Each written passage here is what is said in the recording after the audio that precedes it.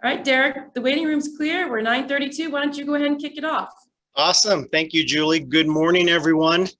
Thank you for being here on this Friday, sunny day, no snow. Excited to see all of your smiling faces. I'm Derek Camines. I am the chair of the DMAR Community Alliance Committee. And the Community Alliance Committee basically advocates for the cultivation of an inclusive DMAR membership and the communities of those that we serve. And we try to do that through representation, education, and outreach. And accordingly, here we are, bringing you some education this morning. We have an amazing panel. We're going to be talking about some heady topics, but again, like I say, if you can't start by having a discussion, you can't start. So I'm looking forward to today's discussion. I'm looking forward to seeing all of our participants. As always, as you know, if you have a question, please put it in the chat box, and we will be addressing as many of those questions as we can going through this process. Getting into this, I do also want to thank my committee for being here. I see several of them online, and that's always exciting to see. This committee works diligently for bringing you, like I say, education, outreach, and there's a lot of things in the works right now for the remainder of the year. So as we start coming together again and spending time together, actually seeing each other, we'll be able to, I think, do a lot more actually in person. So looking forward to that too. I'm also excited to see members of the CAR, Diversity and Inclusion Committee, here as well. And that's a partner organization that we work extensively with. We have a lot of our members who are also on that committee, myself included. And they've got some great things that they're planning as well. So I want to welcome Natalie Davis. And Natalie Davis is the chair of CAR's D&I committee. So I wanted Natalie to say a few words before we kick things off. And I know that she's got an event coming up as well. So Natalie, turn it over to you. Can you hear me, Derek? I think I'm frozen. I was frozen. Okay, wonderful. Good morning, everyone. As Derek mentioned, I'm Natalie Davis. My internet is telling me that it's unstable, so I hope I don't freeze on you guys. But Derek, first I want to thank you for giving me a moment to just share what we're working on at the state level for diversity and inclusion. And I also want to let all of the members that are dialing in today and tuning in understand how much DMAR is involved in the state initiatives as well. So thank you to the DMAR members for your involvement at the state level and helping us move forward the D&I initiatives that we're working on. One thing that I really want to place a spotlight on and remind everyone about on the call today is that we are having our first ever statewide virtual fair housing event, and that's happening on June 16th. And that will occur from 9:30 until noon. And we're going to take a look at fair housing historically, where we were, where we are today, and then give you tools and tips and best practices that you can implement into your business moving forward to make sure that you are creating an inclusive business practice, either within your personal book of business, your brokerage firm, or your association, depending on the level that you serve. That is a free event, and I saw on the DMAR site, you can definitely register through the DMAR site if you look at the events, upcoming events. I will also drop it in the chat if you want to, at the end of today's session, just head on over and register. We'd love to have you. That fair housing workshop is actually going to bring in quite a few panelists from across the nation, agents and brokerages that have diversity and inclusion initiatives that have been successful in the past, sharing those tips and insights for us so that we don't have to recreate the wheel, which is always great. So I would love to have everyone join. Again, it's June 16th from 9:30 until noon.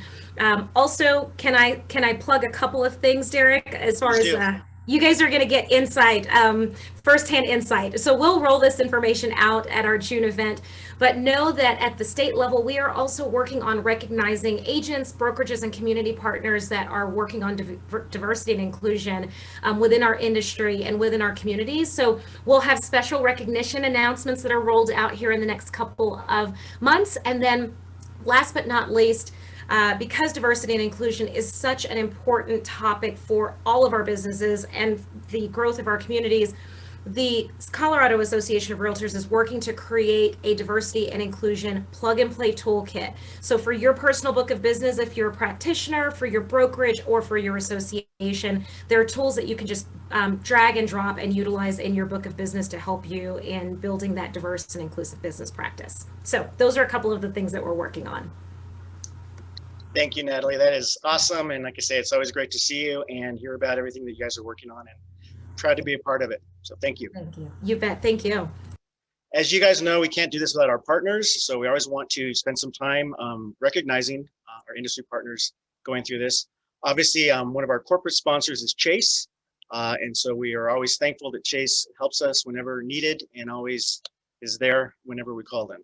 Also, today I want to recognize industry partner spotlight, Renee Milliken. She's with Ascendant Title, and again, Renee always is there to help us as well.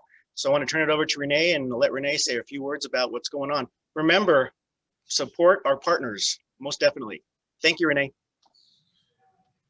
Thanks, Derek, appreciate it.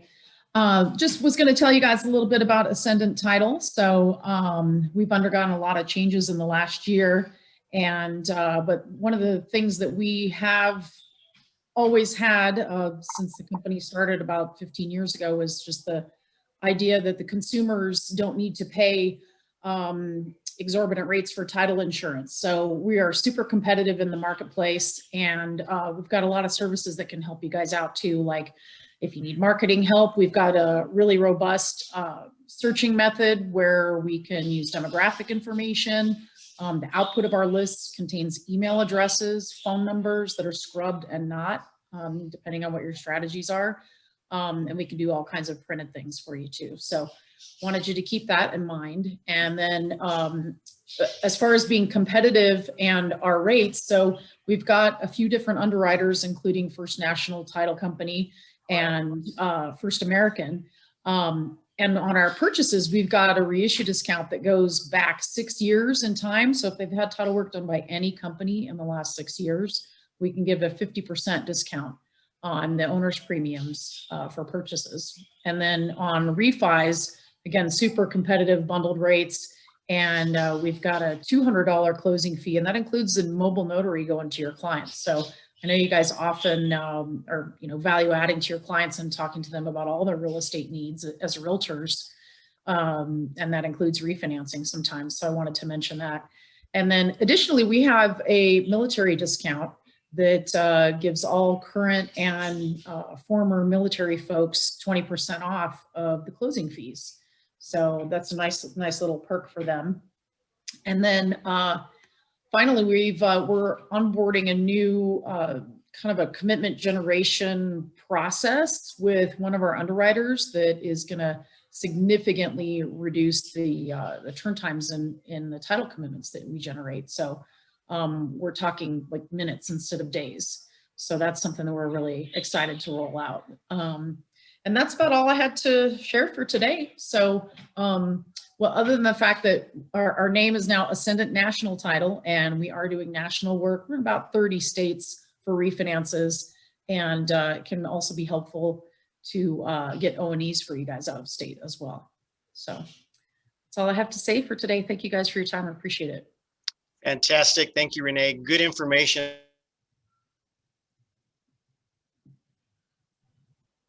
You're muted, Derek.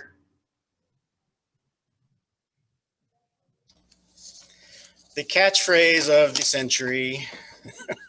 So I think I'm back on. As I was saying, thank you, Renee, for joining us. Give Renee a shot. She's got a lot of great things, it sounds like, that she can give you and assist you in your business. So again, thank you. Let's jump into this. As I said, if you have questions as we're going through the conversation, please put them in the chat box. We will get to those questions as we can. And again, we're going to open up this discussion with our three panelists. I'm excited to introduce all of them today and begin this discussion, this journey on redlining and things that have happened and where we're going. So first off, definitely I want to introduce Katie McKenna. Katie is the Denver Market Director at Enterprise Community Partners, and she leads the organization's work to advance equity through community development and affordable housing programs in the Denver metro area. And Katie has some great information. She's been working on some amazing projects and things that are really setting the community apart. So I want to take a moment to welcome Katie to our panel. Thanks. Great to see you all. Thank you, Katie. Our next panelist is Jamar Hardy, and Jamar is the managing broker of Edina Realty's office, and they're actually located in Minneapolis, Minnesota. In his nearly 2 decades in real estate, he's emerged as a leading voice in the industry, particularly in the area of expanding opportunities for historically underserved communities in housing, real estate, and beyond. He's also the go-getter and the driving force behind Just Deeds, which he will be sharing with us a little bit more information about that today as well. So welcome, Jamar. Excited to be here. Thanks for having me. Thank you for being here. And then finally, Michael Brooks. Michael Brooks is a sales executive with Fidelity National Title here in Denver. Michael is also on the Community Alliance Committee, and Michael has been in the business 20 plus years, so he knows his stuff. And like I say, we are excited to have him here as well, because he's going to be able to bring that piece of title and any questions we have regarding that as well. So Michael, welcome.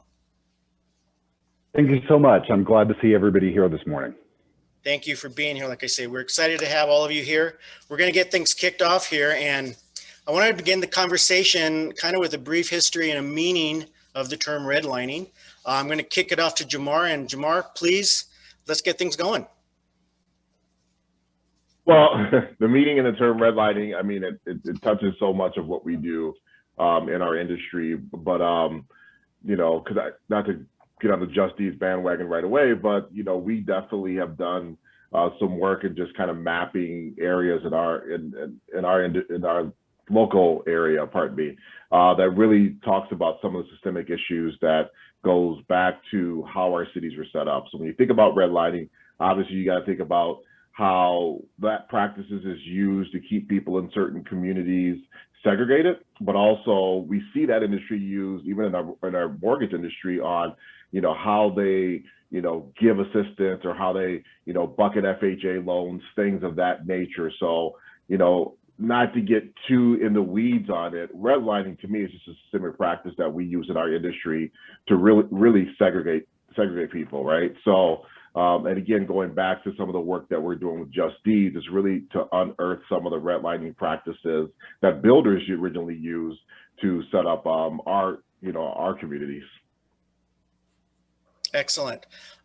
Katie, I know that Enterprise has put together this amazing exhibit on redlining, and a lot of our committee was able to see that when it was being exhibited at the web building. I understand that it's being retooled and might become an actual online version, we're hoping. So tell us a little bit about that, Katie, and what Enterprise is working on. Yeah, absolutely. So in 2019, Enterprise Community Partners, and maybe I'll start with just a quick introduction of Enterprise. So we're a national nonprofit organization, work throughout the country and in 13 market offices. One of them is our Colorado office, which is where I'm based. So right now I'm based in my living room, but typically in our Denver, Colorado office. So Enterprise works on creating more affordable housing by working on policy, innovative programs, and financing affordable housing. And one of our major priorities is advancing racial equity. And as we started turning our focus so much more to this work, realized that so many people just in the general public didn't really know all that much about redlining. It hasn't been covered in school curriculums. It's not really something that, you know, a lot of people knew, for example, what the redlining map in your own community looks like. And so we partnered with an organization called Designing the We to host an exhibit in 2019 that was called Undesign the Redline. It was about the history of redlining and the impacts that we still see in our communities today. And wonderful reception to that. It was an in-person exhibit in 2019. And so in 2020 with the pandemic, we did not have it open, but we are launching later this year a program called When Zip Code Doesn't Matter that is building off of Undesign the Redline, and it will be all virtual online. So you'll be able to learn about redlining in Colorado in the Denver area, but also start to really think through what you can do to change that narrative for the future. Fantastic. Like I say, it's an amazing exhibit, and I learned so much from it and prompted a lot of what we're discussing today. So thank you for being here and for bringing that to the table. Michael, real quick, I wanted to jump in here, and Michael is a title insider, so he kind of knows the ins and outs of what happens in the title world. Michael, are you seeing that there are issues of restrictive covenants out there in the world? And if so, typically where are we finding them? So there definitely are. In Colorado, where we primarily see the restrictions are in the CC&Rs that are recorded, rather than in the body of the deed itself. Although those do exist, I had a discussion with Fidelity's underwriter who has been in the business for 30 years and was trying to find an example of a restrictive deed. And he said in the 30 years he's been in the business, he could count on one hand the number of times that he's seen the restrictive language in the body of the deed itself. But they do exist. So you may run across some from time to time. There's just not a ton of them. But in the CC&Rs, there's many more examples. And I do have some examples that I'm going to share with you later, so you can take a look at the type of language that appears in the CC&Rs. Fantastic. We're looking forward to that. Jamar, tell us what brought about Just Deeds and what the mission is and how that's coming across, please. Yeah, I mean, what brought about Just Deeds is really just, you know, what's been happening in our communities in Minneapolis.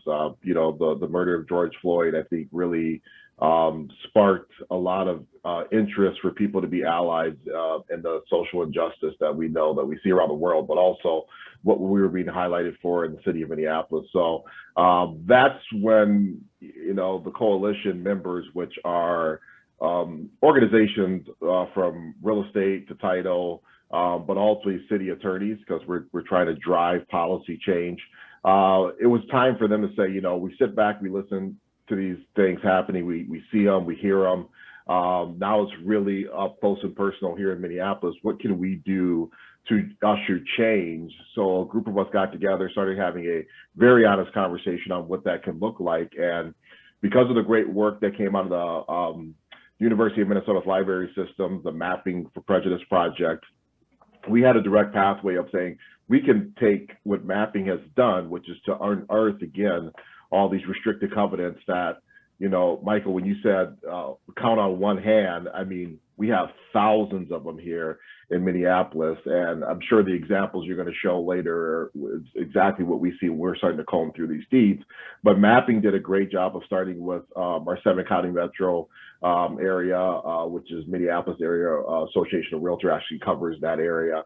And once they started unearthing that stuff, it just became obvious how our city got super segregated and how we just started having that conversation in our city about it, and how it just runs deep in even the way things are, you know, practiced as far as, again, where loans go, how they're bucketed, but also policing in our area too kind of follows that map in a very uneasy way when we look at it. So it was time to have that conversation. It was time to get some allies in that DEI ecosystem, and the city attorneys brought us all together to start this. And Just Deeds came together as an action item that a property owner can take to disavow what those restricted covenants are saying, so they can have their voice heard. Because 9 times out of 10, people don't know they exist. They're not digging through them. You know, we're torrents, not abstract anymore. People aren't going deep to say, you know, how was this set up? You know, what's really, you know, in the dirt, if you will, on how this house was built, right? So people really just don't know. They just keep layering transactions on top of it, and it gets buried. So this is a way really to be a sequel to what mapping has done, to kind of unearth these things, but also to give property owners an action step to say, I disavow them, I don't believe in them, I want my voice to be heard, just in case things come back up again and those things become legal. So it sounds like there's a lot of people that you need to bring to the table to get this moving forward. Are you dealing with politicians? Are you dealing with local counties? Who are you dealing with? Yeah, so the pathway really is just to educate we like to call them the property owners or the consumer client going into a purchase, so they know that this is even a thing, right? But really it does take a lot of fine work from the attorneys that are doing pro bono work to draft the documents. title companies to say, yes, we will file them upon a transaction. So people have the opportunity to get that done for free. So many different areas. And then probably the major ally we have is the cities themselves. You know, they have to come up with a resolution to say, we're going to be a part of the coalition. We're going to be a part of this movement. We're going to really have our property owners have a pathway to get these things disinvolved, and they can come through us, right? So we really are just an arm's length portal, if you will, if you go to justice.org, to really educate people so they have their own reckoning around this experience, because some people aren't ready to hear it. Some people aren't ready to consume it, right? And everybody consumes information differently. So we're just trying to, you know, create enough avenues so people can get there on their own. But really, it does start within our industry. You know, we talk about the Fair Housing Act. You know, it's amazing that we had to have a Fair Housing Act just to move things forward, right? So that was only 53 years ago. So there's a lot of work we still have to do, and we need all parties at the table to help drive this forward. Definitely well put. Michael, I know that you brought some examples with you, and I wanted to jump in with those and kind of take a look at some of the things that we see when we're talking about redlining and restrictive covenants, as well as the deeds. So if you could pull those up, that would be awesome, and kind of tell us a little bit about them. Sure. So this is a great example. I just to give you a tiny bit of background on myself. I'm with Fidelity Title. I've been in the title business for 20 years. I was a closer for 16 of those years, and went into sales about 4 years ago. And in my time as a closer, years ago, I saw this type of language within covenants. And so I was aware of it back then, but I do have to say things have changed a little bit over the last few years, and there are some things that have been addressed as far as the covenants go. But this is a perfect example of a classic restriction within a covenant that's problematic. Number one, only persons of the Caucasian race shall own, use, or occupy any dwelling or residence erected upon said lots or tracts, provided, however, that the occupancy of persons of another race who are employed as domestic servants by the occupying owner or occupying tenant shall not constitute a violation of the protective covenant. This is exactly the type of restriction that I have seen in other CCNRs. And this one is from the Foster and Burns subdivision. So that's just one example. There's several other subdivisions that I'm aware of. The one that I had run across that came to mind immediately when we started talking about this was Crestmore. I did try to dig and find an example of the restrictive covenants in Crestmore, and I'm happy to say that it appears that they have been re-recorded. And so part of the challenge of this is that there's a state statute that requires homeowners associations and title companies to omit or redact any type of this type of language, but it still exists in the original document. So it is still of record, even if it is redacted. The only way that you can change that is to actually redraft the CCNRs and completely refile them. So they're completely replaced by a new set of CCNRs. And it does appear that Crestmore has done that. So kudos to them. Let's see. This is, just in doing my research, this is something that I ran across that I thought was very interesting in an article. This is talking about the history of these types of covenants in Colorado, and in Jefferson County, back in the 30s, there was an issue that went all the way to the Supreme Court. And unfortunately, at that time, the Supreme Court ruled here that a person who owns a tract of land and divides it into smaller tracts for the purpose of selling one or more may prefer to have neighbors, persons of white or Caucasian race, and believe that the prospective purchasers of several tracts would entertain similar perspective and would pay a higher price if the ownership were restricted to persons of that race. So this, this is a Supreme Court ruling. So obviously the roots of redlining and segregation are deep within the Denver metro area. And this was a case where it was a Japanese man who had wanted to purchase property and pursued it all the way to the Supreme Court. Oh gosh, and this cut off. I'm so sorry. This the top of this cut off. But I just wanted to show you an example of in the current title commitments. Oh gosh, I wish I could. Oh, here we go. It's going a little bit. So anyway, it's referring to the covenants, and then it does include language now, and this is by state statute. I couldn't find the exact statute and when it was enacted, but it was fairly recently.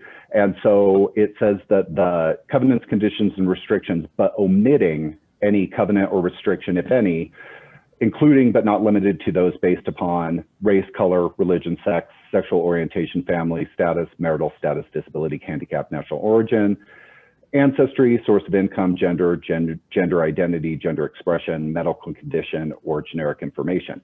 So this is, this is a step in the right direction. There is some action being taken, but as I mentioned before, those deeds that are, or the CC&Rs or deeds that are still a public record, redacting them is one thing, but to have them still on the books where people could view them if they just did some digging, it can be a problem, especially in the current climate that we're in. So that's what we're talking about today is how we can address those things and get them changed. Wow, that's disturbing to say the least, that these things are still out there and printed in these deeds. Katie, I know that you had in the exhibit some of these deeds actually as part of the exhibit. And I know that, again, Enterprise is going above and beyond and looking forward. So go ahead and share with us, Katie, kind of what Enterprise is doing and your perspective on all of this. Yeah, thanks. So, I know we see in the covenants, Derek, it's hard to read some of that, but to be able to see it in our paperwork. But there's a lot of stories through Denver as well, and I think that's one of the really interesting parts of Denver's history was while we did have a redlining map, there was a lot of grassroots organizing and neighborhood support for integration, for removing covenants and making changes. So one story that I heard recently was of a couple who initially Ruth Denny was the wife's name. Eugene Briscoe was her husband's name. They moved here. They were a Black couple, and they moved here from St. Louis in 1951. And initially, they rented rooms in redlined neighborhoods, but Mr. Briscoe worked for the Federal Finance Center. Mrs. Denny was a public school teacher, and Denver's always been a place of economic mobility and opportunity. And so they were doing well financially, better than they were back in St. Louis, and wanted to buy a house. And so the area that they were looking in, initially Denver's redlining boundary was York Street on the east. And so if you know Denver, you know where York Street is. But they were actually able to find a real estate agent who risked his license and this was in the 50s. So helped them buy a house on Cook Street, which was 12 blocks east of the previous boundary. So Mrs. Denny was quoted in the Denver Post saying that as soon as she did that, for sale signs blossomed on her block. All the white people were trying to move. But this is kind of how, from a ground level, people started moving and started pushing these boundaries east. And in the area where they bought their home, Park Hill became famous nationwide for really focusing on integration, not accepting segregation, even before the Civil Rights Act was passed in the late 1960s. And I think about this, Martin Luther King visited Denver twice and spent time in Park Hill specifically as a result of this work. And when I think about Denver and our history, we of course have, you know, the horrible history of redlining, and we also have these, you know, a story that also includes not accepting it. Another interesting fact, I appreciate the fair housing event that's coming up.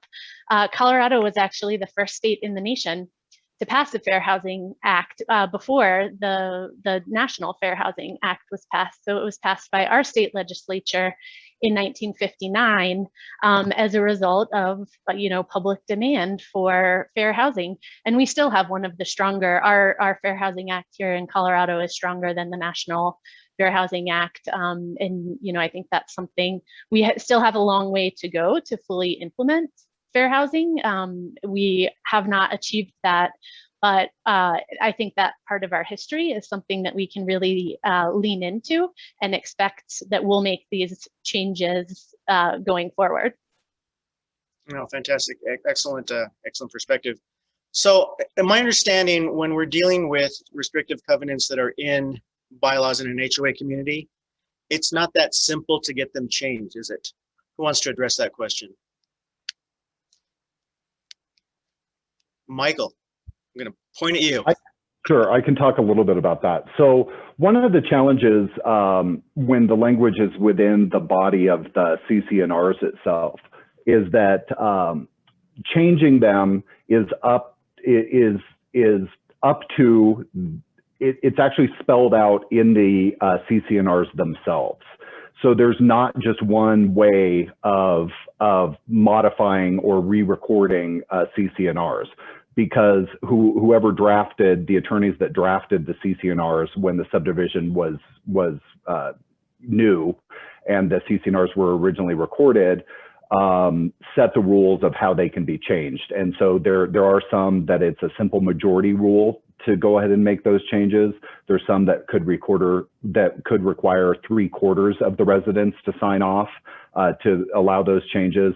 So those differences make it difficult because there isn't just a blanket, this is how you do it. It kind of depends on the CC&Rs themselves and the language that's contained within them. So it would seem that would be or could be a costly process. Is that correct, Jamar? It could be, because basically the CC&Rs have to be completely redrafted, which would require the work of an attorney, as well as the groundwork. You know, if you have to get 3/4 of the signatures of the residents of that subdivision to sign off on something, you know, that's going to take people going to door, going to neighborhood association or homeowners association meetings, getting the word out and things like that. And because there is that cost involved, you know, one of the things that I had always, being entitled, that I was told the first time I noticed that kind of language in a CC&R is, it doesn't really matter because it's not enforceable anymore, because federal law trumps that. And I understand where people are coming from when they say that. So one of the challenges is, because there is that argument out there, there are people that may not see the need to make those changes. And because there is some cost involved, that's where it's really important that there are some attorneys who are willing to do pro bono work to change these things, because that's going to make it much easier to get the buy-in from the residents of that subdivision. So Jamar, how is Just Deeds handling that piece? Like, you had a big smile on your face there, so. Well, you know, that we always tell people, and when we get emails all the time, there's two sides of it, right? You know, you have those people that are very passionate about moving this conversation forward and doing the right thing, but you also have people that do lean on the fact that they're not enforceable anymore, so why do it? Or they'll say things like, can't you spend like this pro bono time doing something more impactful? And to me, that's a dead giveaway on just the privilege behind this conversation that some people speak with, because if it doesn't affect you, it's not a thing, right? But if it affects you, or if it's hindered your family from building wealth, it's a thing that you get pretty passionate about, right? So, you know, for us to move this forward, like I said before, just deeds would not be a thing if all did not come to the table, all different areas of our communities didn't come to the table organization-wise and say, how can we help? How can we be an ally? How can we push this thing forward? We're seeing more attorneys raise their hand and say, we want to be the next group of attorneys up to help you as you grow. So it's just all about that grassroots movement.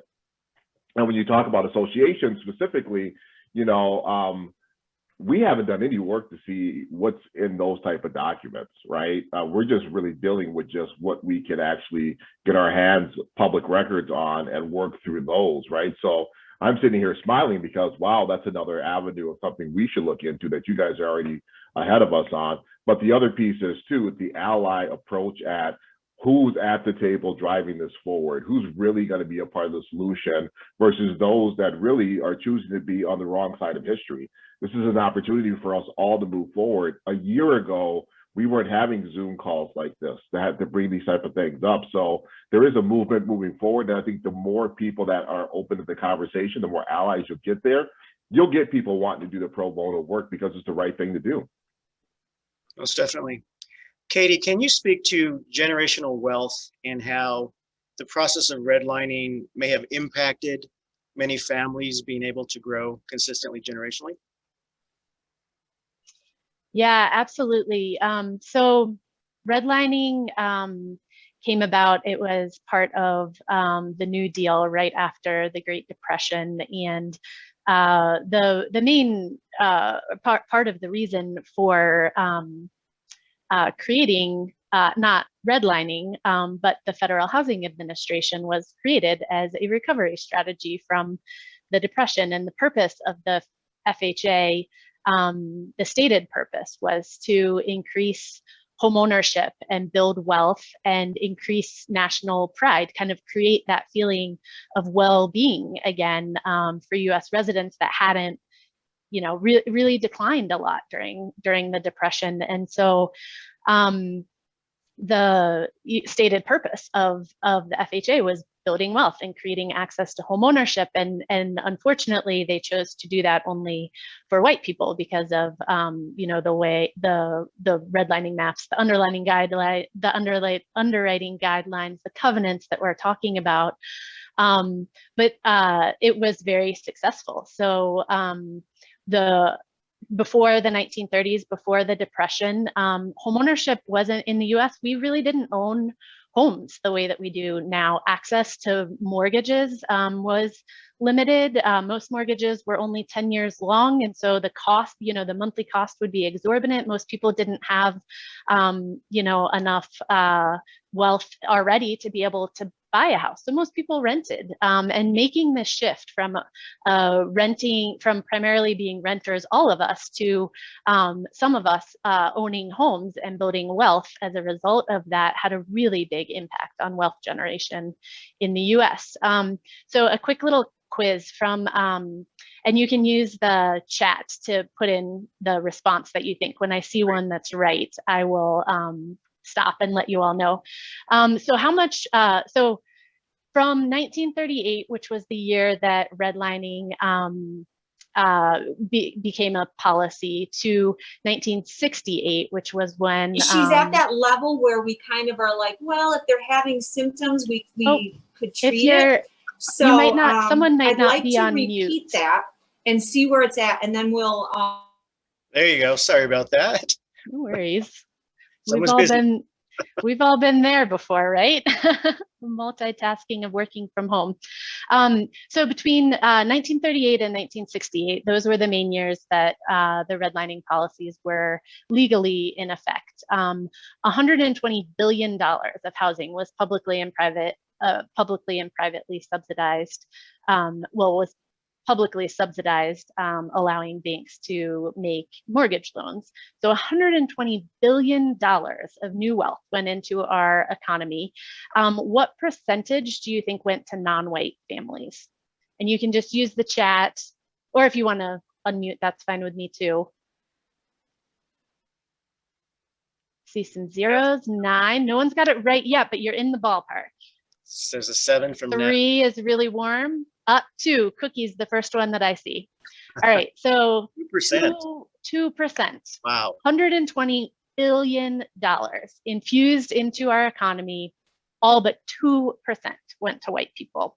So imagine what, and that was only between 1938 and 1968. So imagine how that compounds over time, because households, as we all know, you buy a house, it appreciates over time. You can use your equity to start a business. You could send someone to college. And not to mention, through all of this, you have a stable housing situation. You're not worrying about your rent going up and moving all the time. And so all of that together really creates both stability and wealth, and it was all going to white families. And we still today have not been able to undo or correct that history, not even close. And in fact, the wealth gap between white people and people who aren't white is growing. So between nationwide, the wealth gap between white people and Black people, white people have 7 times more wealth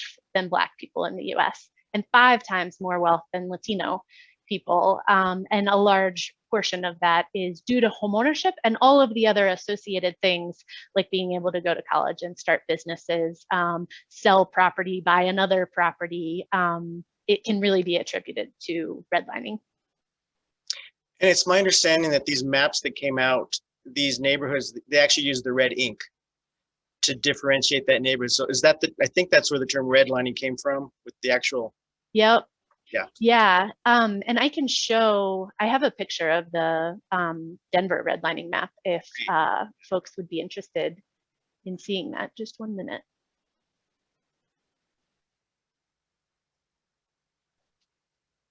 And it's also clear that these maps are still kind of used indirectly in other forms. So maybe we can speak to that too, but there you go. Yeah, so this is what Denver's redlining map looks like. And of course, this is a map from 1938, so it doesn't quite look like Denver, but you can kind of picture it. Our highways weren't built yet, but you can kind of imagine where I-25 would be and where I-70 is to kind of ground yourself. And you can see about, just to introduce you to the colors on the map. So the red, of course, is the redlined areas. Those were the areas where people of color lived, owned businesses, and were not, federal assistance was not allowed to be used in these areas to help people buy homes, and people of color weren't able to use federal assistance to buy homes in other areas.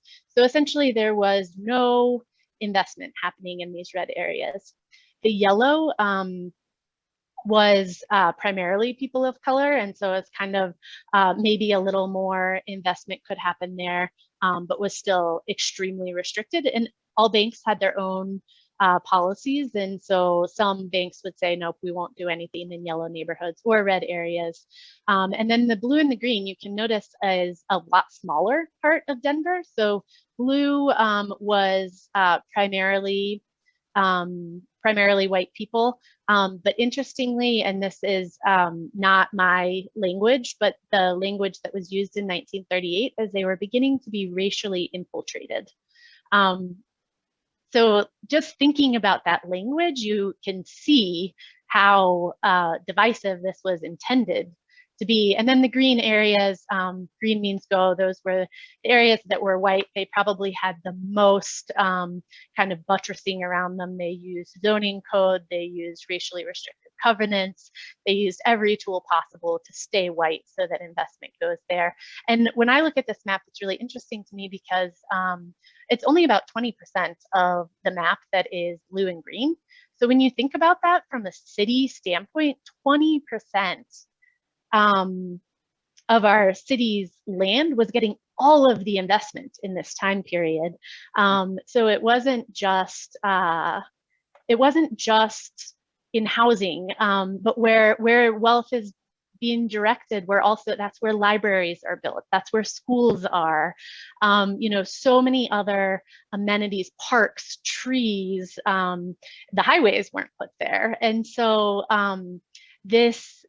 this historical map, even today, still has just a huge impact on, we see it driving around our city still today. And a lot of the current maps, as you say, you can still see traces of what was still in play there, correct? Yeah. Yeah, you definitely can.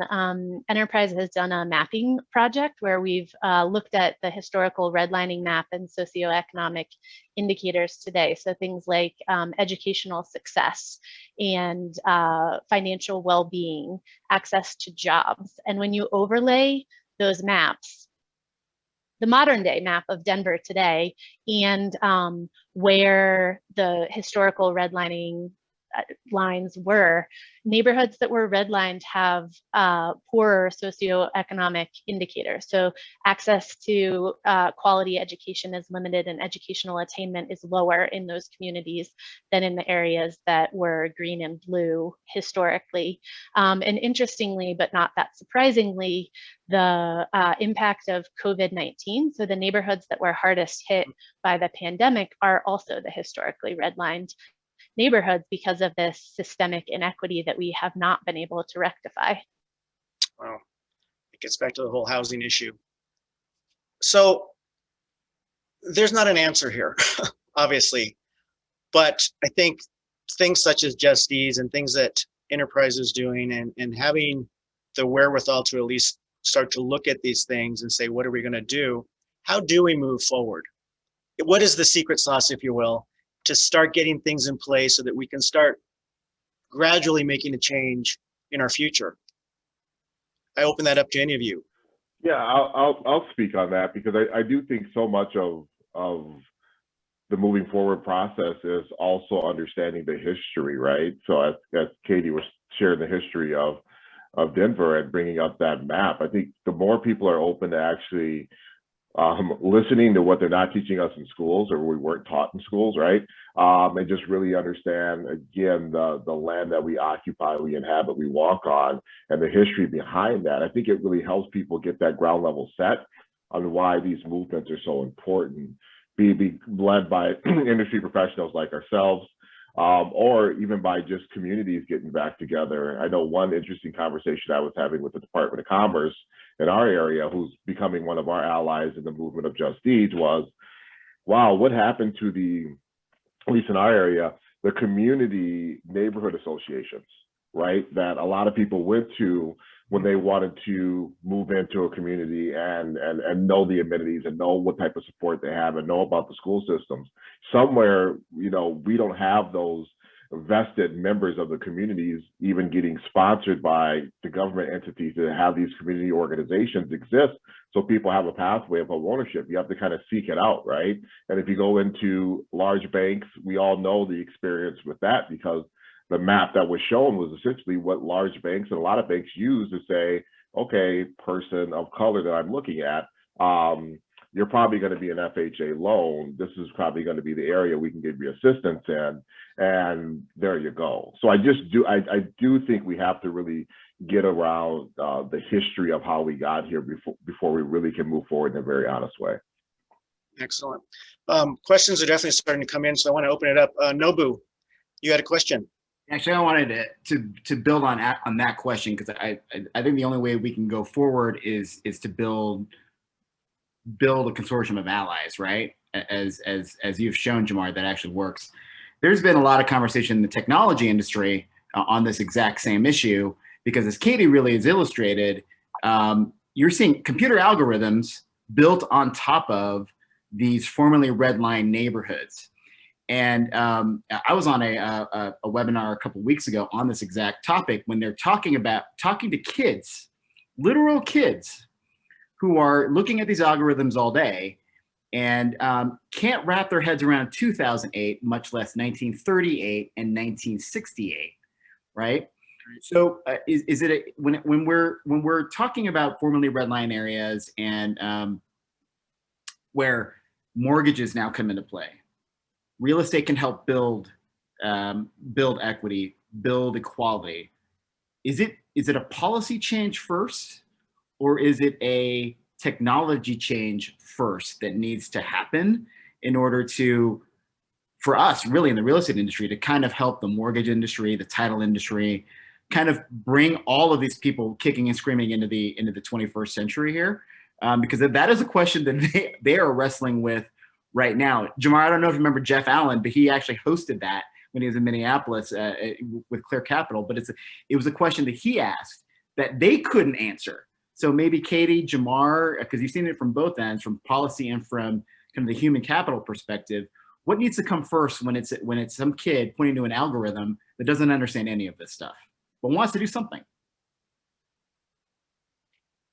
Well, I would say both. We shouldn't be waiting for anything. No one goes before the other. We need to work on both at once. Creating access to homeownership is going to be one of the biggest ways that we're able to bridge the wealth gap. And there are a lot of barriers that fortunately realtors and a lot of people in the Zoom room this morning are able to impact. So we see some of the barriers that people have to being able to buy a home. So certainly this generational wealth gap, but fewer Black people apply for mortgages in general. So in Colorado in 2015, only 132,000, there were only 132,000 Black conventional mortgage applications. And so thinking about that, like how are we marketing, how are we advertising, how are we making homeownership something that is for everyone? How do we break down this thought that, it's just not for me. No one in my family has owned a home, in Colorado, I think that's, and the Denver metro area specifically, I think that's something that's really hard because we've become such a high cost market.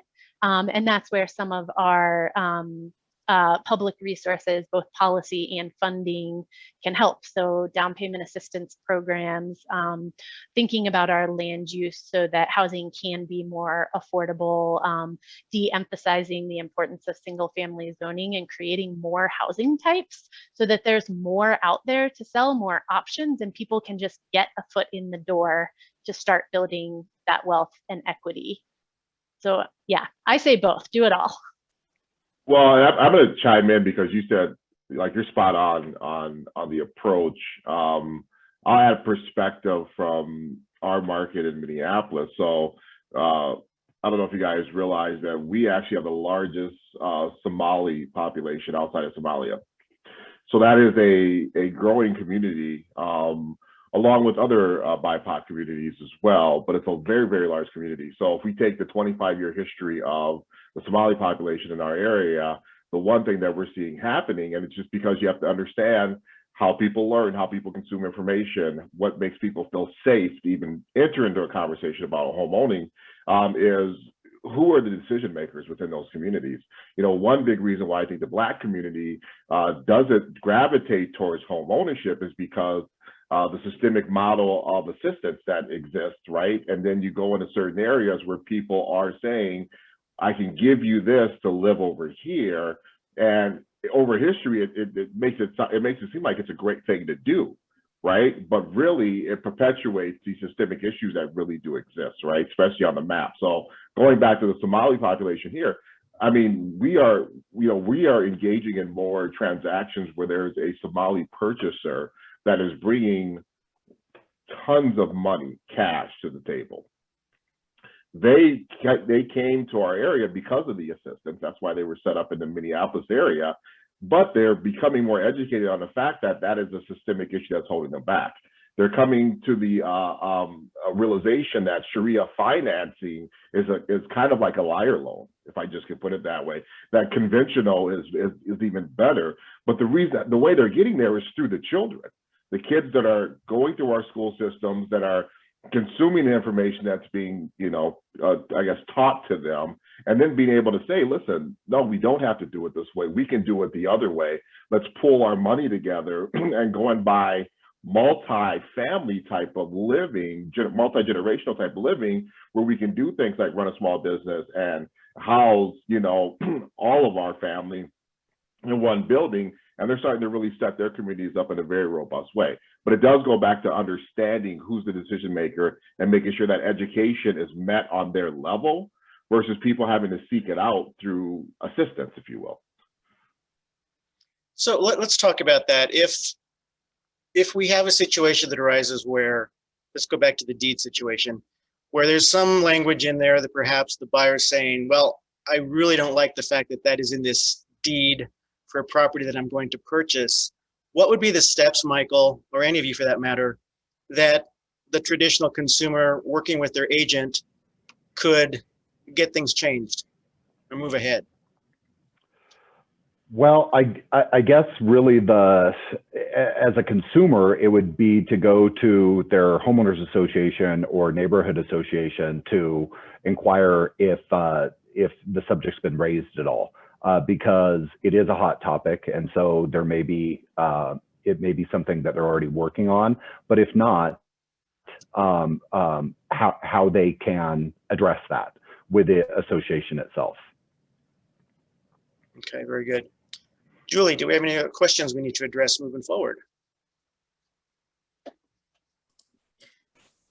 Yes, hang on just a second. Thank you. So here's one. It says, realtors are inherently a political organization. What are some potential policy we can advise on locally? Like, what about opportunity zone development or smarter housing construction regulation using commercial redevelopment of outdated spaces? What's, how do we act on that? How do we participate? Good question.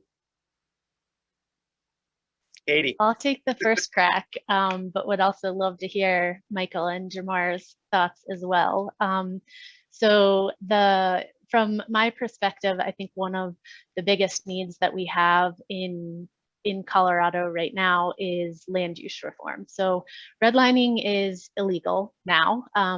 So we're not still using covenants and underwriting rules to exclude people. Instead, we're using our zoning code. So 70% of roughly 70% of the city of Denver is single family housing, single family zoning. And so what that means is you can only build a single family house there. There are other things like minimum lot sizes and other tools that are increasing the cost of our housing and increasing the cost of homeownership. And so if that can change,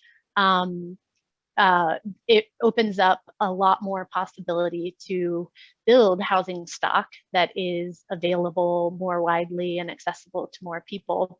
So I would say the first is land use change. And Minneapolis, Jamar, I'd love to hear your perspective on Minneapolis has done some really great work, essentially deprioritizing single family zoning in a really great way, and would love to see that start to happen in Colorado. The other that I would say is implement the Fair Housing Act. So we have a Fair Housing Act, and it on paper is right. And we're not implementing it. We need to enforce it to its fullest extent so that we don't remain residentially segregated the way that we are now, so that appraisal practices that are negatively impacting Black sellers are not still in practice, that we're actually enforcing these things. So those would be my two, land use zoning reform and implement the Fair Housing Act.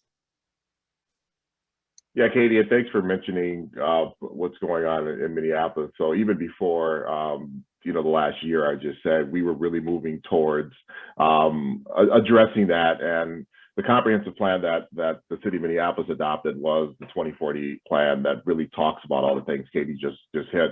And it really, there were some people that really weren't happy about it, who really had a hard time wrapping their mind around it, because it really was about allowing upzoning, allowing more multifamily buildings to happen in these communities that restricted it, to be perfectly honest with you, right? So, now you can have the triplex or the fourplex, or really getting into the trending topic of accessory dwellings, right? Those families who maybe need to have that she shed be more than a she shed in the backyard, right? So it really was a way to really address that, and it's trending forward in a very positive way. I think it got a little muted a little bit because the last year, what's kind of happened as far as everybody focused on the negative portions of it, but really it's that ability to have that high density zoning happen, especially around areas where you have public transportation.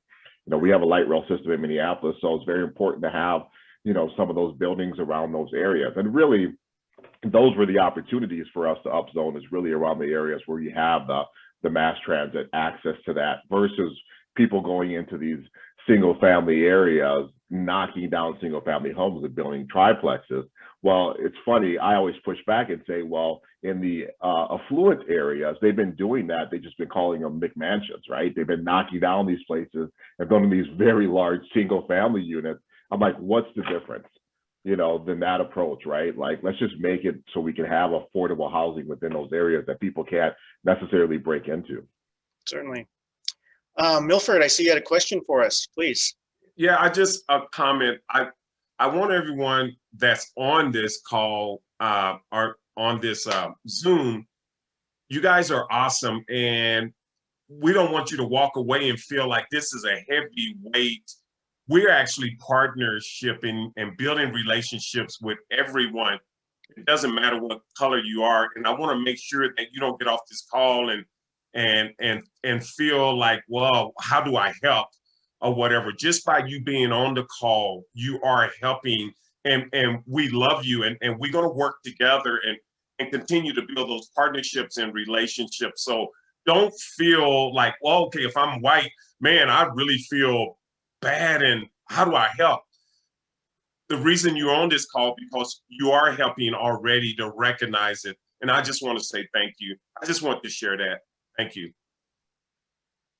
Well put, Milford, most definitely. Milford was actually the one who was able to put our committee together on the front end, and he, along with Scott, really made strides in terms of being really one of the first in the nation with real estate boards to actually have a diversity committee.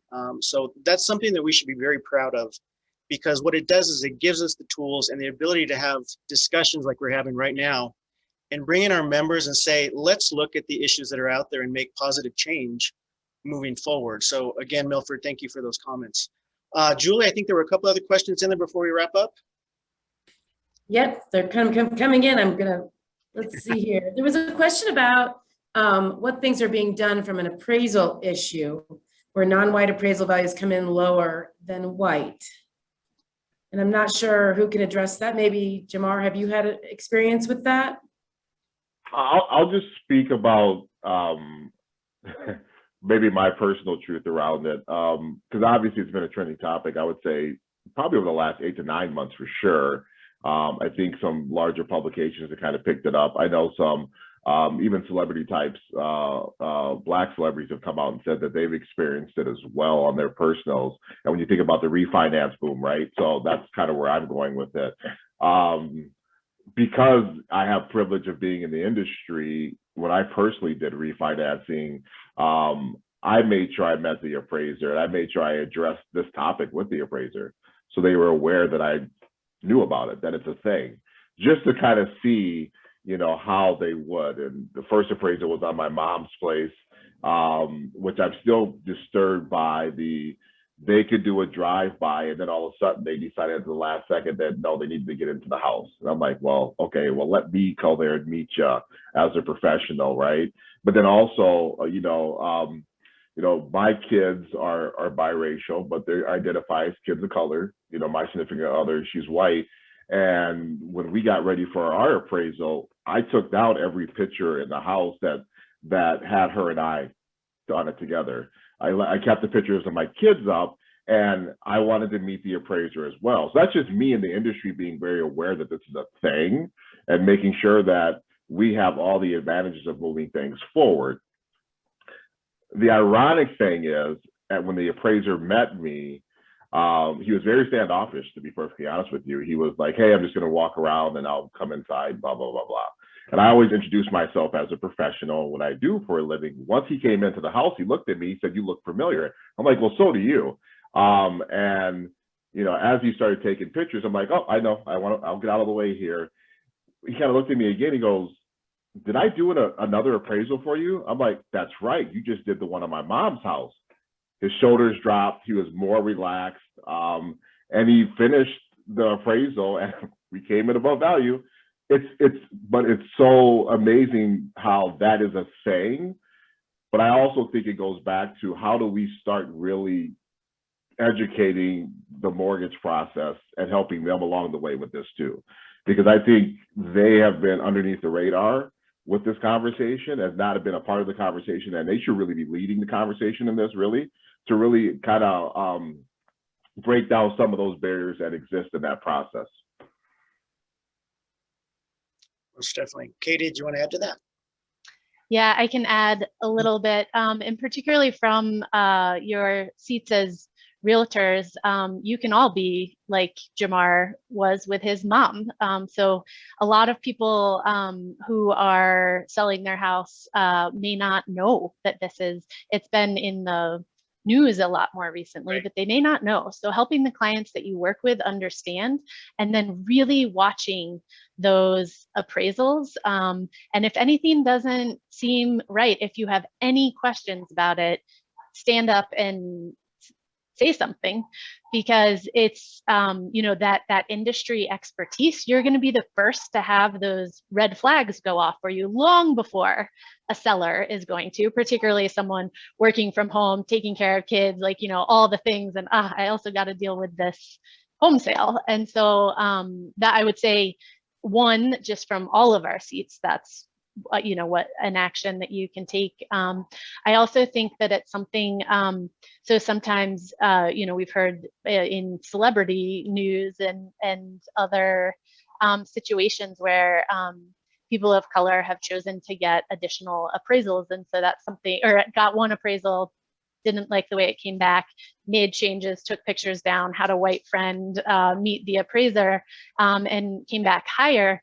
But you had to pay for 2 appraisals to make that happen. And so that could be something, I know a lot of your businesses are philanthropic and find ways to give back to the community. And that could be one way. You have kind of a fund that you're able to make sure that you're getting fair appraisals for every client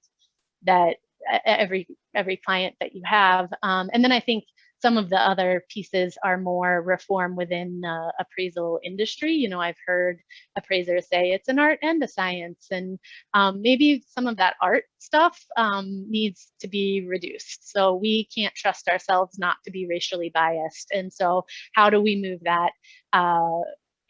What industry reform needs to happen to make it a science and not an art? And Derek, real quickly on that, from what I've been hearing from contacts of mine within the mortgage industry is that they are having a lot of kind of blind spot training for appraisers. And what you'll probably see a lot of is a little bit of a pause, may not be that pronounced, but a pause in computer underwriting, because the computers are kind of perpetuating redlined areas and stunted values from there. You'll see more in-person, along with some sort of outreach, right? So the mortgage industry really is reacting to this. They should have been proactive in it, frankly, but they are doing something about it from what I've been hearing. It's whether or not that kind of deploys out beyond big banks right now. So hard to say. But it is positive to hear that there's something taking place and that people are noticing. It's very disheartening to me that a family would have to basically hide who they are in order to get value for where they live. That in and of itself is really bad. So moving forward, like I say, hopefully this is just the beginning of the discussion. We can start getting some actual change made for these things that are happening. Julian, you want to wrap up one more question and then we're heading out? Yep, and I think we actually have a little bit of extra time. So, but yes, we had a question from Lauren. It says, with appraisal gaps and cash offers out competing financed offers, it is systematically keeping wealth within an established class. None of that is illegal. So what can we do to equalize access within current market pressures? Who wants to take a stab at that? That's a very good question. Yeah, it's a really good question. I think what we're trying to do here at DMAR is to kind of help with some common sense, deregulated development here, right? Become a little bit more of a partner. We're using, in Jamar, this is kind of a Denver or a Colorado construct, but the Metro District conversation. There's a move to make the Metro District taxation policies a little more transparent, see if we can kind of create an edgeway into smarter development, right? So it's really going to come down to money. New development is big here in the Denver metro area. So what we're looking into at DMAR, but in terms of the kind of the overall conversation, yeah, one of the topics we'll be hitting next month at our next Connect is that exact issue, is that there's going to be a lot of people upside down. So there's going to be folks, because 2/3 of our contracts, by the way, Jamar, are going over asking. So you're already upside down on a home the moment you walk in. Now you're paying more for the home. You're really upside down at that point. So there's even folks who were kind of spending their last dollar on housing who are going to be very upside down. So it is something that we'll be hitting next month with our Connect with Jessica Lautz from NAR, who'll be talking about that. Excellent. And like I say, Community Alliance Committee is here for you to get involved. By all means, it's open to all of our members. Join us. We discuss these things. Like I say, we're starting to put some plans in place moving ahead. So anytime that you have a question or really want to get further involved, the Community Alliance Committee is always open and welcome to everyone, regardless of who you are, what you look like. We want you here to help us. I'm going to give a big shout out and thank you big time to our guests today, Katie McKenna from Enterprise and Jamar Hardy from Edina Realty and JustDeeds.org. And obviously, Michael Brooks from Fidelity. Your information and insight was wonderful and most helpful, and kind of, again, got the wheels turning on where can we move to next. I will finish up by saying that there are things that our members can do moving ahead if they'd like to complete the At Home with Diversity certification. NAR is offering that. It's a great tool to use. I've taken it. You can then be certified and use that logo with all of your clients. There's also a great NAR implicit bias video, which you can visit and find as well on the NAR website. And then there's also the Fairhaven course, if you haven't taken that yet.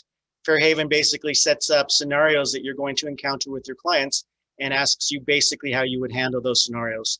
And then you get graded. So it's a good thing. You can handle all these 3 things on a weekend by all means. So again, things you can do. We're going to be moving ahead into our marketing session. But again, like I say, I wanted to give a big shout out and thank you to all of our guests today and bringing your expertise and your thoughtfulness to the conversation.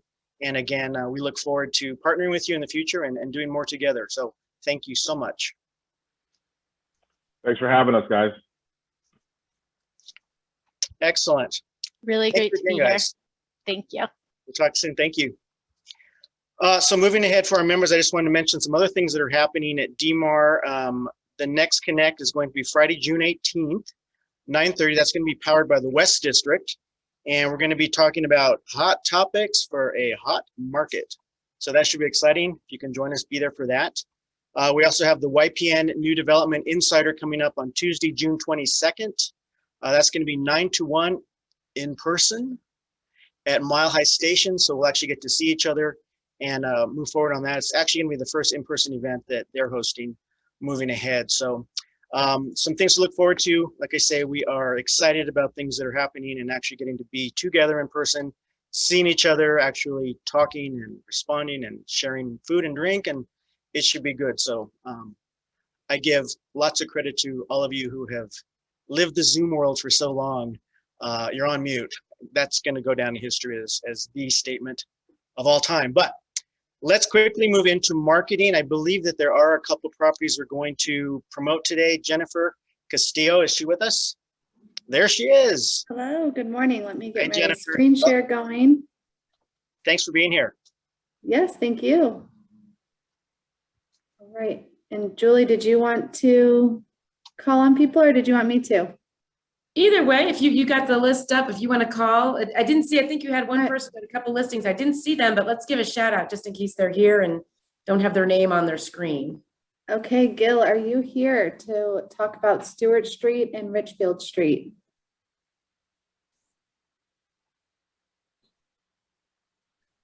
No, Gil. Okay, those were the only 2 listings.